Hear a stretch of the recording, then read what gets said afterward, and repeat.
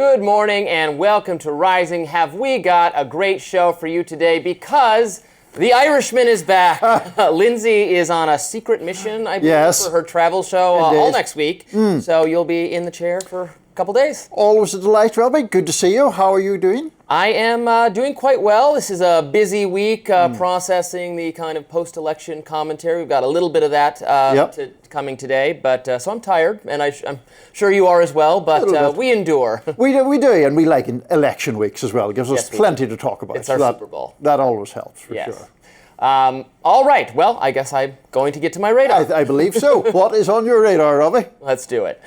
There was a major development yesterday regarding the growing feud on the political right over Tucker Carlson's interview with Nick Fuentes. Now, Kevin Roberts, president of the Heritage Foundation, who initially had defended Carlson and said that Heritage as an organization would never cancel him, has now apologized at great length to his entire staff. Roberts appeared at an all-staff meeting and offered an apology. That was yesterday. He then went on to take questions for 2 hours from staff members, some of whom thanked him and said that they still back him, while others trashed him and said he should resign.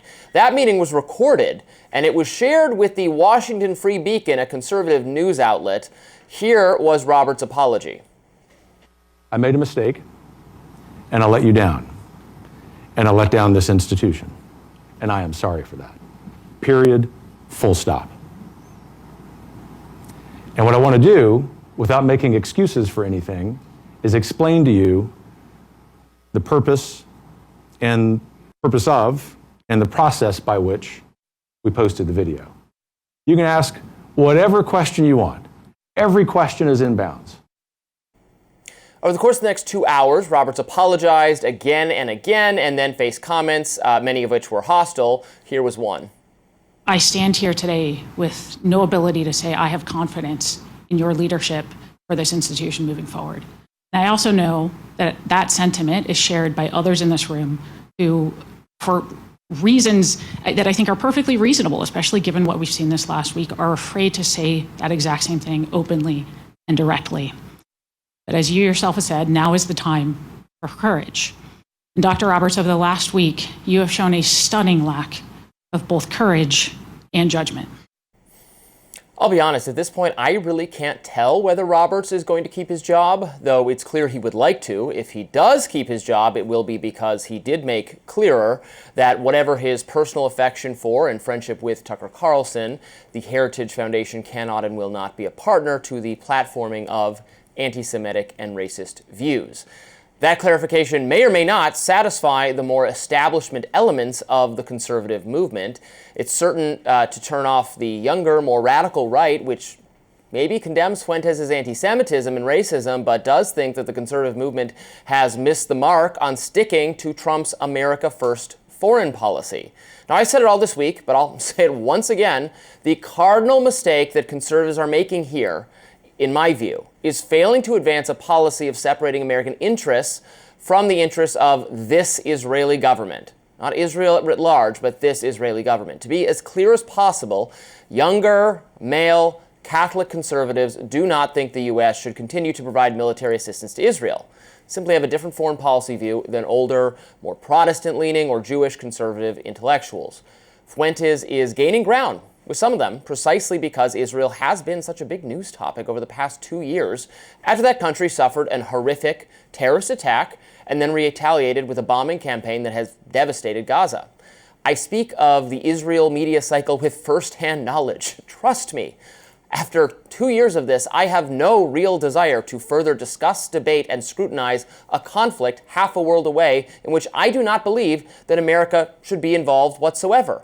And I have very little desire for people I otherwise agree with and consider my ideological friends and allies to be at each other's throats over this.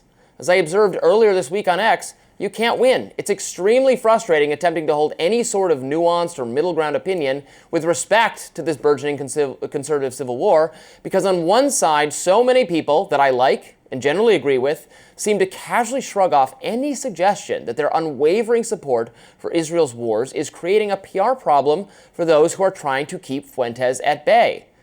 Now, on the other side, I am frequently called an Israel shill or worse, a genocide supporter, for criticizing the racist, anti-Semitic, and pro-Hitler garbage that is spouted by Fuentes and others. You can't win. So what I propose is for the former camp to give some ground and be far more permissive of criticism of Israel and its government and the U.S.'s support for it, and then for the latter camp to be far more willing to call out the racism, the anti-Semitism, the pro-Hitlerism that's in their midst.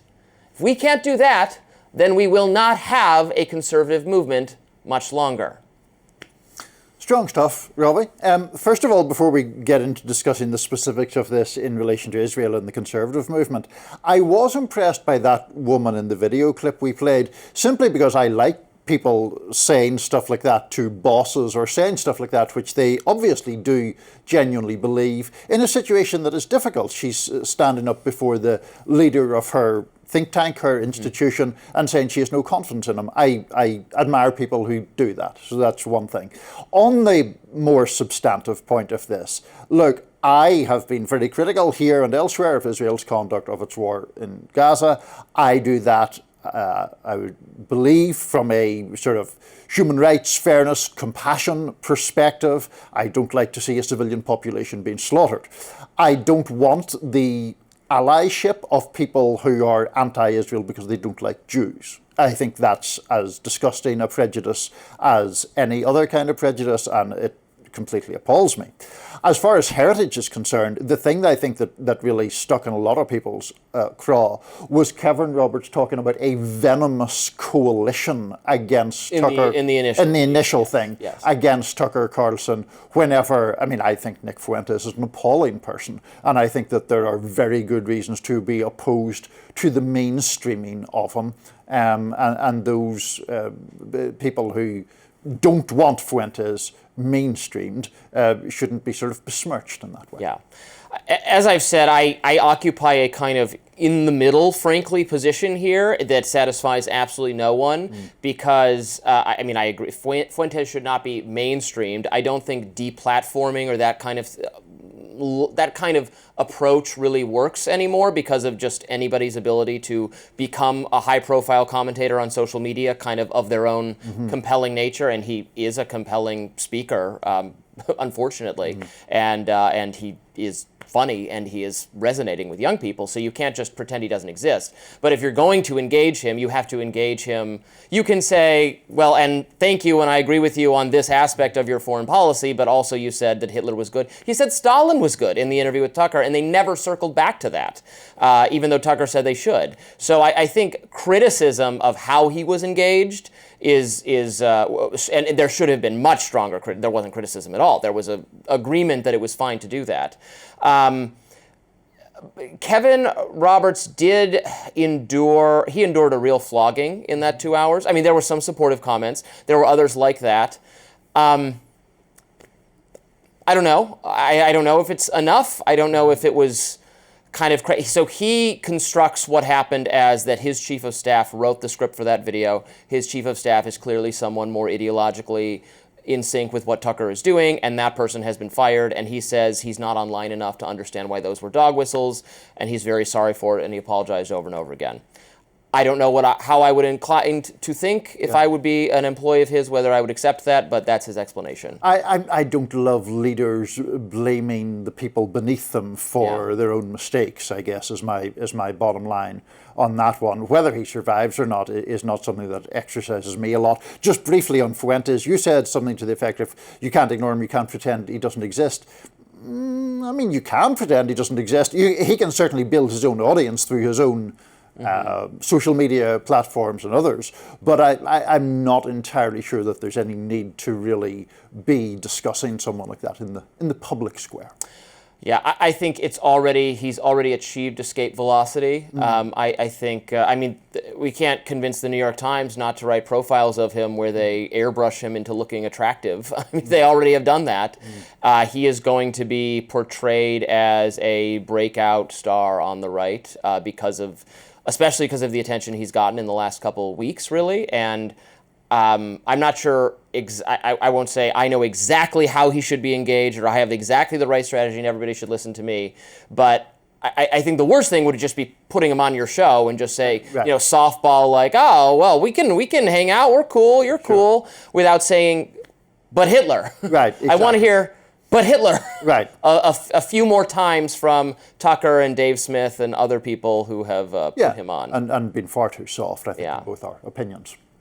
Next up, the Supreme Court heard arguments yesterday in President Trump's tariffs case. Fascinating. Some of the justices seemed very skeptical of the legal argument or the constitutional argument for doing that. Stay with us, we'll discuss.